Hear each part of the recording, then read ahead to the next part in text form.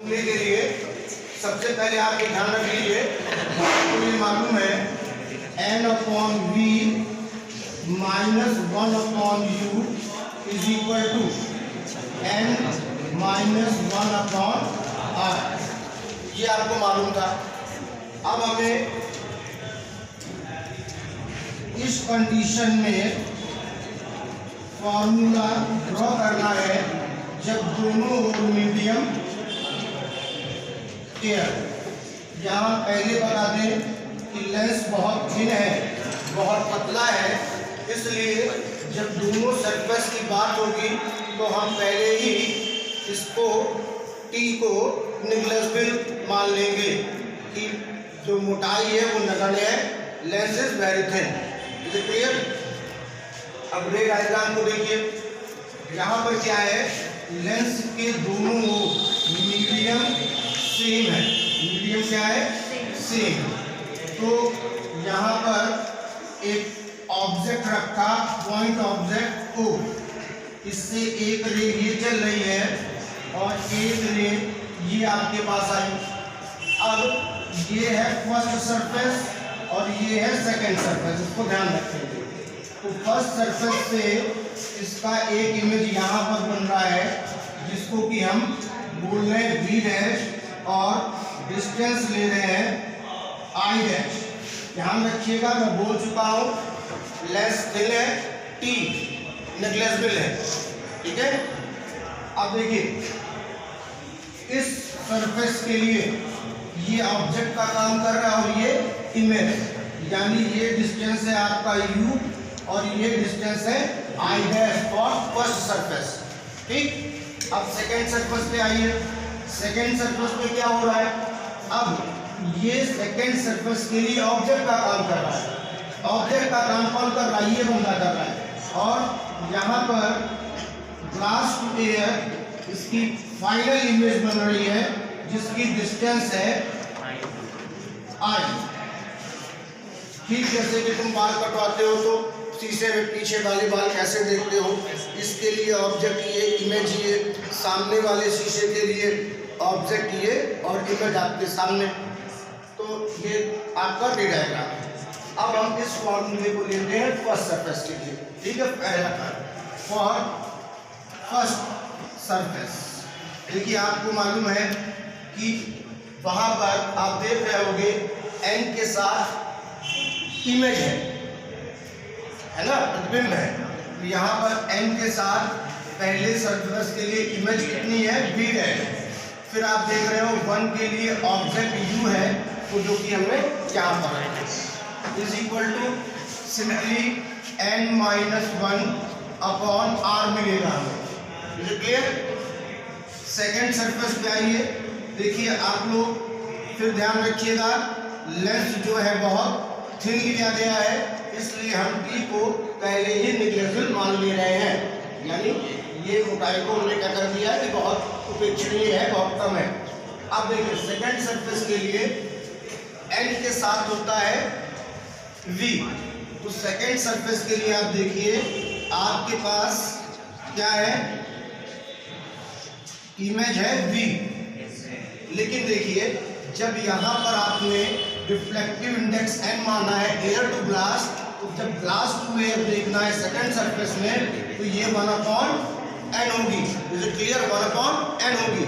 तो ये क्या लिखेंगे हम? 1/n। ठीक? माइनस 1/, अब इसमें U का काम कर रहा है V'। सेकेंड सरफेस पे ऑब्जेक्ट का काम कौन कर रहा है? V'। Is it clear? Now अब देखिए, अब क्या आएगा हमारे पास? 1/n - 1/r। ठीक? तो ये अपॉन में है, थोड़ा सा इसको बैलेंस कर लेते हैं कि स्टाइल में ले आते हैं जैसे कि क्वेश्चन होते हैं। तो n से क्या कर रहे हैं? बोथ साइड हम क्या कर रहे हैं? मल्टीप्लाई कर रहे हैं। तो ये क्या बचा आपके पास? 1/v, क्योंकि n और n कैंसिल हो गया। ये आपके पास बचा n/v' और यहाँ पर गौर करिएगा, मल्टीपल करने के बाद हमारे पास आया 1 - n/r। इसको दूसरा इक्वेशन मानने से पहले थोड़ा सा सुधार कर लीजिए कि जब हम इक्वेशन 1 और इक्वेशन 2 को कंपेयर कराएं तो ये दोनों एक जैसे हो जाए। तो अगर हम माइनस बाहर कॉमन ले लेते हैं तो ये हमारे पास क्या आ जाएगा, n-1, क्योंकि हमने माइनस बाहर कॉमन ले लिया है। ठीक, अब आप इक्वेशन 1 और 2 को कंपेयर करिए। ठीक है, कंपेयरिंग इक्वेशन 1 माइनस कर दीजिए या प्लस कर दीजिए।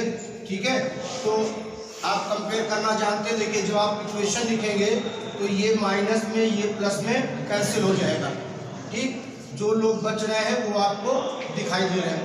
तो आपके पास आ रहा है 1/v माइनस 1/u, और जब आप कॉमन ले रहे हैं तो यहाँ पर ये पहला सरफेस था तो अब हम R1 लिख दे रहे हैं, और ये दूसरा सरफेस था तो R2।